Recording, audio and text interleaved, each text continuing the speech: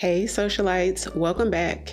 If you're new here, I'm Ariell. I do mainly beauty videos, fragrance, and lifestyle. So if those are the type of videos you enjoy, I'd love for you to hit the subscribe button and come join the family. So in today's video, I'm going to be reviewing Phlur's latest fragrance release, which is called Golden Rule. Now I picked mine up from Sephora and it retailed for $29 for the travel size, which is the 10 ml size, and it goes up to $99 for the 1.7 ounce. First of all, can we just have a small moment for the packaging? I love it.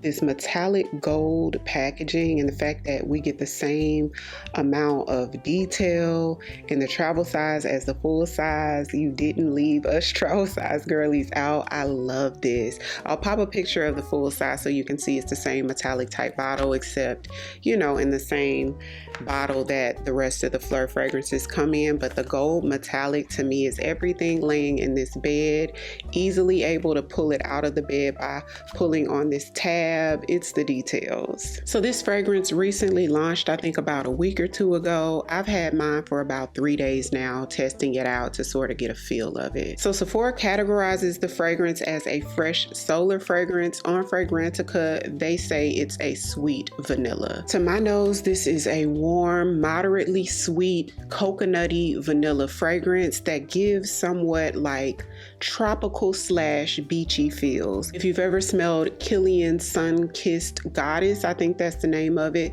it sort of reminds you of that sort of a fragrance, except it doesn't give like that sunscreeny vibe that the Kilian fragrance gives. I was able to pull out 4 fragrances in my collection that I think resembles this closest, and we'll get to that at the end of the video. To me, what makes this different than the average sort of tropical beachy fragrance that you guys may already have or smell before, Golden Rule takes a much warmer tone. It sort of reminds you of like a sunset on a beach, like a warm sand mixed with like the sun setting on a beach. When I smell it, that's sort of the vibes I get.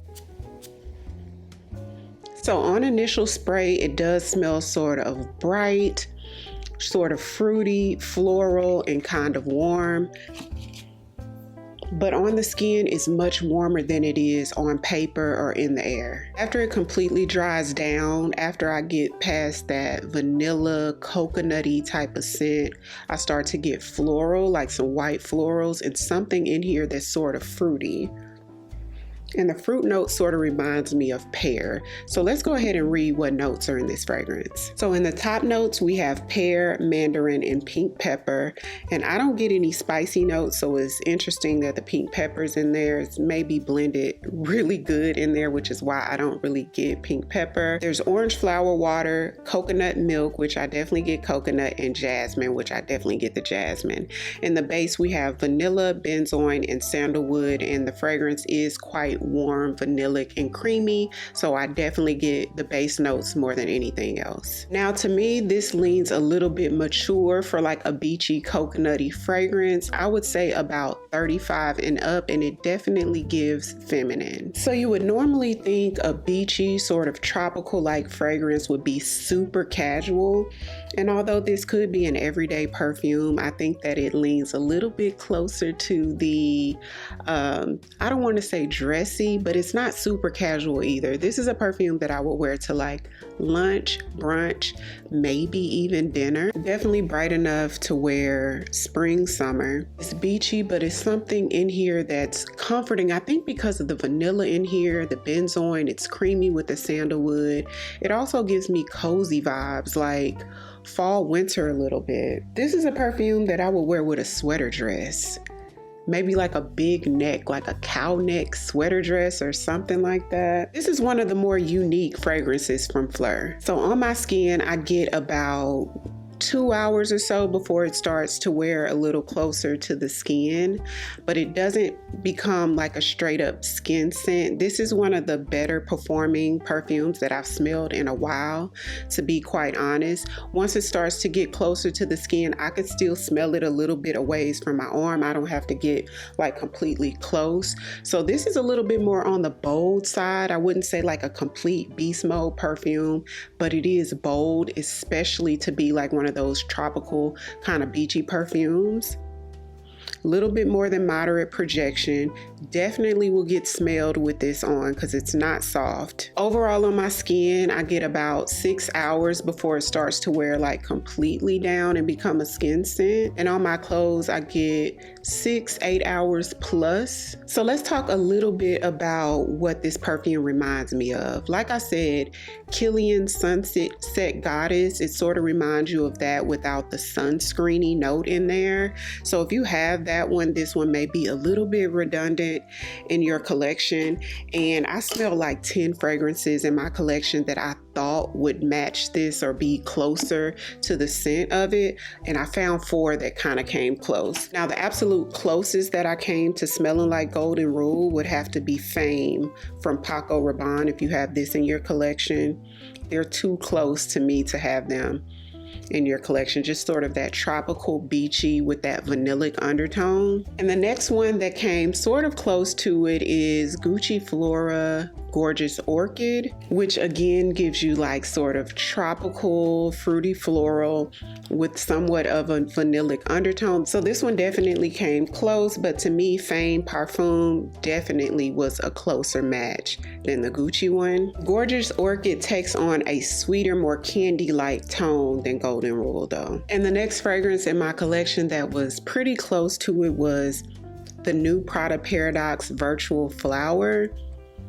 You get sort of that tropical feel in there with like a creamy vanillic undertone. Virtual Flower is definitely brighter and more energetic than Golden Rule though. And the last fragrance that comes sort of close in that same family would be Flower Bomb Tiger Lily. Tiger Lily is definitely more floral than Golden Rule though. Overall, the 4 comparisons that I gave you guys are going to be brighter, more fun, upbeat, a little younger feeling than Golden Rule, but still in that same sort of beachy tropical perfume with a vanillic undertone. So if I was to layer Golden Rule with anything, it would be like my staple baby oil gel, just so that it could have a nice base to last longer and project a little bit more.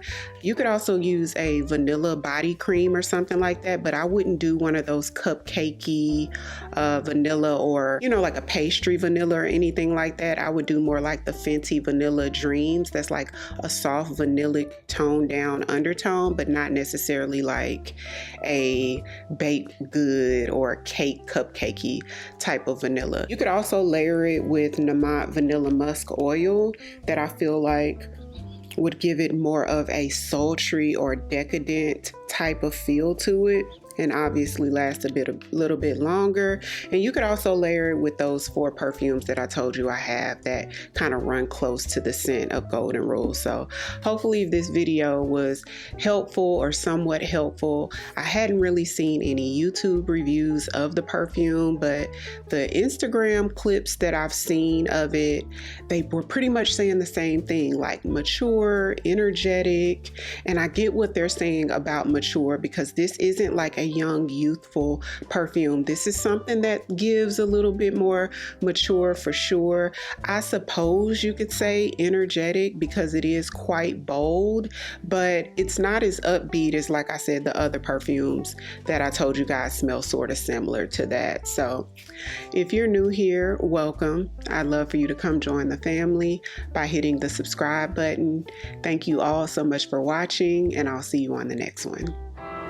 'Cause I've been where you are. You're too scared to show me love, 'cause too fresh with the sky.